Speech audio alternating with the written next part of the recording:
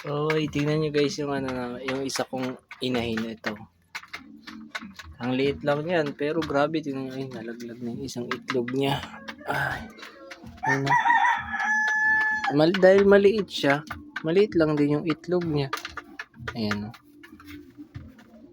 Ayan. Kulang na yung sirin niya, mamaya dadagdagan natin yan. Yan yung pinapakain ko pala sa kanila, yung pang itlog na feeds. Feeds? Oh, feeds.